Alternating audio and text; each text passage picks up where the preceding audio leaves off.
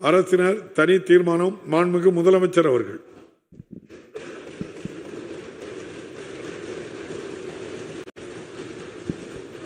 மாண்புமிகு பேரவைத் தலைவர் அவர்களே,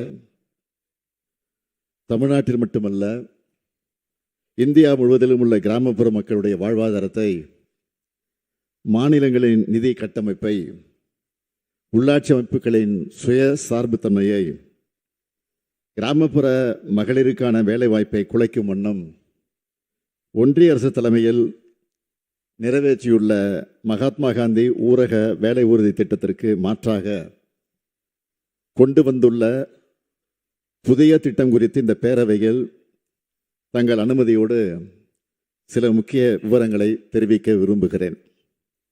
மாண்புமிகு பேரவைத் தலைவர் அவர்களே, தமிழ்நாட்டில் உட்கட்டமைப்பு வசதிகளை ஏற்படுத்தும் திட்டமாக இருந்தாலும், நலிவுற்ற மக்களின் வாழ்வாதாரத்தை உயர்த்தும் திட்டமாக இருந்தாலும், அனைத்து திட்டங்களும் இது மாநில அரசினுடைய திட்டம், ஒன்றிய அரசின் திட்டம் என்ற பாகுபாடு இல்லாமல் திறம்பட செயல்படுத்தி வருகிறது.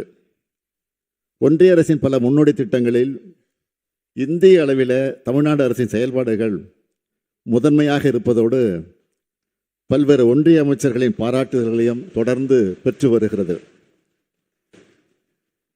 இருப்பினும் ஒன்றிய அரசு தமிழ்நாட்டை வஞ்சிப்பதையே கொள்கையாக கொண்டுள்ளது என்பதை நாம் தொடர்ச்சியாக கண்டு வருகிறோம். எந்த ஒரு ஒன்றிய அரசின் திட்டமானாலும் பணி முன்னேற்றத்திற்கு ஏற்ப நிதி விடுவிப்பதை செய்யாமல் உடனடியாக நிதி விடுவிப்பதை வேண்டுமென்றே தவிர்த்து காலதாமதத்தை ஏற்படுத்தி தமிழ்நாட்டின் வளர்ச்சியில் மாற்றாந்தாய் மனப்பான்மையோடு ஒன்றிய அரசு தொடர்ந்து செயல்பட்டு வருகிறது. மகாத்மா காந்தி தேசிய ஊரக வேலை உறுதி திட்டத்திலும் கடந்த ஆண்டுகளை ஒப்பிடுகையில் 2025-26 ஆண்டில் தொழிலாளர் மதிப்பீடு மற்றும் நிதி ஒதுக்கீடு மிகவும் குறைவாகவே வழங்கப்பட்டுள்ளது. எடுத்துக்காட்டுக்கு, மகாத்மா காந்தி தேசிய ஊரக வேலை உறுதி திட்டத்தில் 1026 கோடி ரூபாய் ஊதியத்திற்கான தொகையையும் 1087 கோடி ரூபாய் பொருட்கூறுக்கான தொகையும் இன்று வரை விடுவிக்கப்படாமலேயே உள்ளது. ஒவ்வொரு ஆண்டும் இதே நிலைதான். வீடுகளுக்கு குடிநீர் இணைப்பு வழங்கும் உயர்நீர் திட்டத்திலும் இதுவரை 3112 கோடி ரூபாய் நிதி விடுவிக்கப்படாமல் பல மாதங்களாக நிலுவையில் உள்ளது. பிரதம மந்திரி கிராம சாலை திட்டத்தில் 516 கோடி ரூபாய் இன்னும் நிதி விடுவிக்கப்படாமல் உள்ளது. இப்படி இவர்கள் தாமதிப்பதால் பாதிக்கப்படுவது யார்? தமிழ்நாட்டின் கிராமப்பகுதியில் வாழக்கூடிய எளிய மக்கள் மற்றும் விவசாயிகள் தான். நம் மாநிலத்தின் மீது ஏன் இந்த ஓர வஞ்சனை என்றுதான் நாம் கேட்கிறோம். இந்த வஞ்சனையை எல்லாம் விஞ்சக்கூடிய அளவுக்கு தற்போது ஒன்றிய அரசு கிராமப்புற ஏழை எளிய மக்களின் வாழ்வாதாரத்தை அடியோடு வேதவிக்கக்கூடிய வகையில் மகாத்மா காந்தி தேசிய ஊரக வேலை உறுதி திட்டத்தினை மாற்றி அதற்கு பதிலாக வளர்ச்சியடைந்த இந்தியா ஊரக வேலைவாய்ப்பு உறுதி மற்றும் வாழ்வாதார திட்டம் என்று தமிழ் பொருள்படும் BBGR ராம்ஜி என்ற புதிய திட்டத்தினை அறிமுகப்படுத்தி உள்ளது.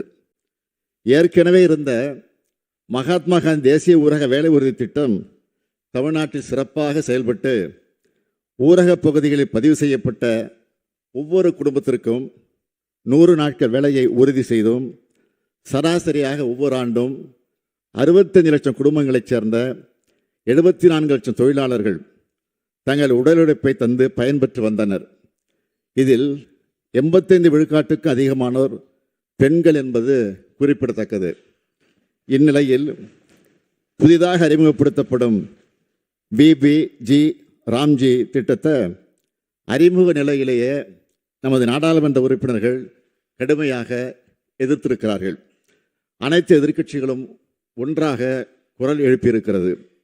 எனினும் மக்கள் குரலை மதிக்காத ஒன்றிய அரசு அந்த திருத்த சட்டத்தை நிறைவேற்றிவிட்டது. இந்த புதிய திட்டமானது மக்களின் தேவையின் அடிப்படையில் அமைக்கப்படவில்லை. இது குறித்து நான் ஏற்கனவே மாண்புமிகு பிரதம அமைச்சர் அவர்களுக்கு கடந்த 18/12 2025 அன்று கடிதம் எழுதியிருக்கிறேன். மாண்புமிகு பேரவைத் தலைவர் அவர்களே, இந்த புதிய வளர்ச்சியடைந்த இந்தியா ஊரக வேலை உறுதி மற்றும் வாழ்வாதார திட்டத்தின் கீழ் வேலைவாய்ப்புக்கான உரிமை என்ற அடிப்படையில் இல்லாமல் ஒன்றிய அரசால் நிர்ணயிக்கப்பட உள்ள உத்தேச ஒதுக்கீட்டின்படி வேலை வழங்கக்கூடிய நிலை ஏற்பட்டுள்ளது. எனவே தங்கள் அனுமதியோடு இப்பேரவையில் பின்வரும் தீர்மானத்தை நிறைவேற்றி தருமாறு கேட்டு நான் முன்மொழிகிறேன்.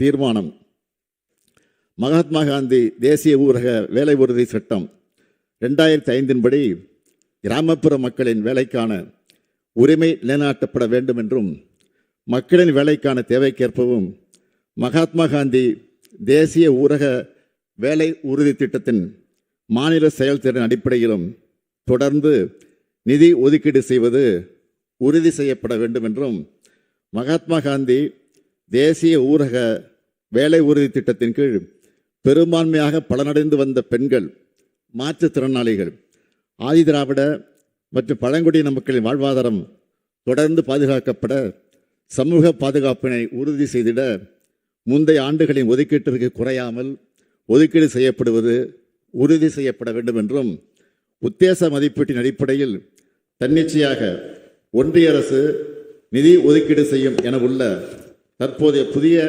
நடைமுறையை கைவிட்டு ஏற்கனவே மகாத்மா காந்தி தேசிய ஊரக வேலை உறுதி திட்டத்தின் கீழ் பின்பற்றப்பட்ட வேலைக்கான தேவைக்கேற்ப நிதி ஒதுக்கீடு செய்யும் நடைமுறையை தொடர வேண்டும் என்றும், மேலும் கூட்டாட்சி தத்துவத்திற்கு மதிப்பளித்து மாநிலங்களுக்கான ஒதுக்கீட்டினை வேலைக்கான தேவைக்கேற்ப பகிர்ந்தளிக்கும் வழிமுறையை மாநில அரசை வகுத்துக்கொள்ள அனுமதி அளிக்க வேண்டும் என்றும், இப்புதிய திட்டத்தில் மாநில அரசின் நிதி பங்களிப்பு 40% உயர்த்தப்படுகையில் மாநில அரசின் நிதி சுமையை கணிசமாக அதிகரிப்பதாக உள்ளது. எனவே புதிய திட்டத்திற்கான நிதி பங்களிப்பு மகாத்மா காந்தி தேசிய ஊரக வேலை உறுதி திட்டத்திற்கான நிதி பங்களிப்பினை போலவே திருத்தி அமைக்கப்பட வேண்டும் என்றும், தேசத்தந்தை மகாத்மா காந்தி அவர்களின் பெயரை நீக்கி பல்வேறு உள்நோக்கங்களை கொண்டு இத்திட்டத்திற்கு வளர்ச்சியடைந்த இந்தியா ஊரக வேலைவாய்ப்பு உறுதி மற்றும் வாழ்வாதார இயக்கம் ஊரகம் பிபிஜி ராம்ஜி என பெயர் மாற்றம் செய்யப்பட்டு உள்ளது. மகாத்மா காந்தி அவர்கள் இந்த தேசத்திற்கு வகுத்து தந்த கொள்கைகளையும் வழிகாட்டிய பாதையையும் எப்போதும் நினைவுகூரும் வகையில் இத்திட்டம் மகாத்மா காந்தி பெயரிலேயே தொடர வேண்டும் என்றும் ஒன்றிய அரசை இப்பேரவை ஒருமனதாக வலியுறுத்துகிறது. மாண்புமிகு பேரவைத் தலைவர் அவர்களே, இந்திய நாட்டின் கிராமப்புற மக்களின் வாழ்வாதாரத்தை பாதுகாத்திட மகாத்மா காந்தி தேசிய ஊரக வேலை உறுதி சட்டம் 2005 விதிமுறைகளின்படியே மகாத்மா காந்தி தேசிய ஊரக வேலை உறுதி திட்டம் தொடர்ந்து செயல்படுத்தப்பட வேண்டும் என்ற வகையில் மேற்படி தீர்மானத்தை இந்த சட்டப்பேரவையில் நிறைவேற்றி தர வேண்டும் என்று அனைத்து உறுப்பினர்களையும் தங்கள் வாயிலாக கேட்டு அமைகிறேன். நன்றி. கூட்டாட்சி தத்துவத்திற்கு சவால் விடுகிற ஏழை எளிய பிற்படுத்தப்பட்ட விளிம்பு நிலையில் இருக்கக்கூடிய மக்களுடைய சமூக பாதுகாப்பு தகர்ந்திட கொண்டு வரப்பட்டுள்ள ஒன்றிய அரசினுடைய இப்புதிய திட்ட நடவடிக்கைக்கு எதிராக இந்த அரசால் முன்வைக்கப்பட்ட அரசின தனி தீர்மானத்தின் மீது மாண்புமிகு உறுப்பினர்கள் திரு ER ஈஸ்வரன் அவர்கள், முனைவர் ஜவஹர்லால் அவர்கள், திரு கு சின்னப்பா அவர்கள், திரு கே மாரிமுத்து அவர்கள், திரு மா சின்னதுரை அவர்கள், திரு மு பாபு அவர்கள், திரு GK மணி அவர்கள், திரு கு செல்வபெருந்தகை அவர்கள், மாண்புமிகு எதிர்க்கட்சியினுடைய துணைத் தலைவர் ஆகியோர் தங்களுடைய கருத்துக்களை தெரிவித்திருக்கிறார்கள். அதற்காக முதலில் அவர்களுக்கெல்லாம் என்னுடைய நன்றியை தெரிவித்துக் கொள்ள விரும்புகிறேன். ஆனால் இன்றைக்கு எதிர்க்கட்சி தலைவர் அவர்கள் பிரதமர் அவர்கள் வருகிற காரணத்தால் அவரை சந்திக்க சென்றிருக்கிறார். இதே கருத்தை அவர் சந்திக்கிற போது எடுத்து சொல்வார் என்ற நம்பிக்கை எப்படி எதிர்க்கட்சி துணைத் தலைவர் அவர்கள் இந்த தீர்மானத்தின் மீது எடுத்து வைத்த கருத்துக்களை அதையே அடிப்படையாக வைத்து நிச்சயமாக வழிமுடிந்து பேசுவார் என்று நான் எதிர்பார்க்கிறேன். நான் மட்டுமல்ல, இங்கு இருக்கக்கூடிய நீங்களும் எதிர்பார்த்து காத்திருக்கிறீர்கள். தமிழ்நாட்டு மக்களும் காத்து கொண்டிருக்கிறார்கள். எனவே எதிர்க்கட்சி துணைத் தலைவர் பேசுகையில் ஏதோ ஒரு தோற்றத்தை உருவாக்கக்கூடிய வகையில் இந்த தீர்மானம் இங்கே கொண்டு வரப்பட்டிருக்கிறது என்ற ஒரு செய்தியை இங்கே எடுத்து சொல்லி பதிவு செய்திருக்கிறார்.